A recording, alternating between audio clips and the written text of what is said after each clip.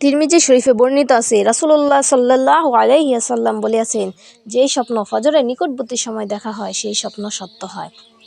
মুসলিম শরীফে ৬০৩২ নম্বর হাদিসে বর্ণিত আছে, রাসূলুল্লাহ সাল্লাল্লাহু আলাইহি ওয়াসাল্লাম বলেছেন, যেই ব্যক্তি যত সত্যবাদী তার স্বপ্ন তত সত্য হয়।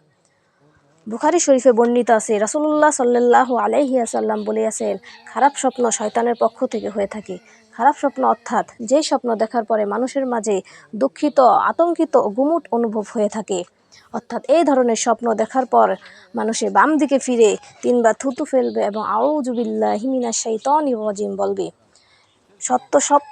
স্বপ্ন সত্য হওয়ার কয়েকটি আমল হচ্ছে, ঘুমানোর পূর্বে ওযু করে দুরূদ শরীফ 3 কুল ও আয়াতুল কুরসি পাঠ করা, নামাজ ও আমলের প্রতি মনোযোগ হওয়া। রাসূলুল্লাহ সাল্লাল্লাহু আলাইহি ওয়াসাল্লাম বলেছেন, যদি তোমরা স্বপ্ন সত্য সম্ভাবনা করো তাহলে তোমরা সবাইকে বলবে না, অর্থাৎ যে ব্যক্তি তোমার কাছে বিশ্বস্ত মনে হয় তাকেই শুধু বলো। অর্থাৎ আমরা এই আমলগুলো করার চেষ্টা করব ইনশাআল্লাহ।